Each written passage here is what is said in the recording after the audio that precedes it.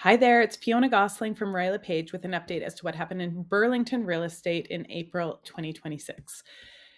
So, Burlington is quite amazing. It just kind of holds pretty steady, which is nice to see. So, you can see that our 2026 average sale prices, it's slightly below where it was in 2025, but has been um, fairly steady. Also, this is only taking into account 4 months of data. So, um, 2026 isn't really to be relied on quite yet. Um, but our sale prices kind of were highest in 2021 because of the end of 2021 and the beginning of 2022. And then things kind of settled into a fairly reasonable average sale price there. If you this month we're looking at the average and the median sale price, so you can see that both the average and the median sale price were down this month over previous months, um, and only slightly there.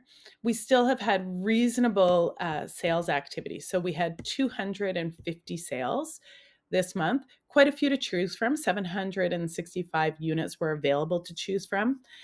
And that resulted in a little bit of downward pressure on pricing. So the average sale price was down this month to $1,039,000. That's across all property types. And the median sale price was down to $918,000. And that's kind of consistent with around where we were in January. Things picked up a little bit in February and March and kind of leveled out there for now.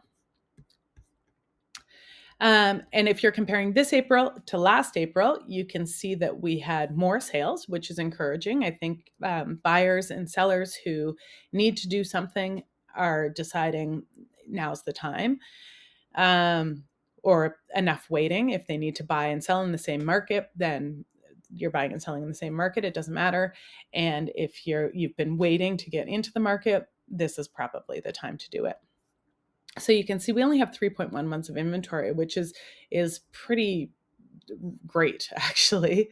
And the average sale price is down a little bit month over month or year over year. Detached homes, we had 123 sales. The average sale price of a detached home was $1,330,000. I believe this is down a little bit from last month, but we'll get into that. Average sale price of a townhouse was $882,000, and average sale price of a condo was $622,000, which is actually quite high. And your months of inventory are relatively low in the condo space when you look at the broader GTA market and how saturated the market is with condos. Burlington is not that saturated, and they are selling, so that's good.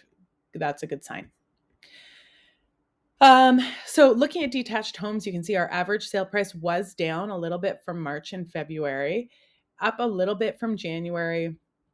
We did have more sales.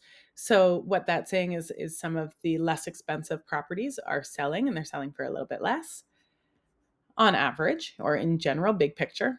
Townhouses, the average price of a townhouse went up a little bit. Townhouses are selling very, very well with only 2.5 months of inventory. So that's a seller's market. And if it's priced properly, that's going to sell.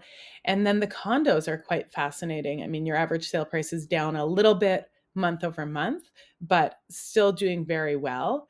And with 5.1 months of inventory is kind of the best it's been in 4 months.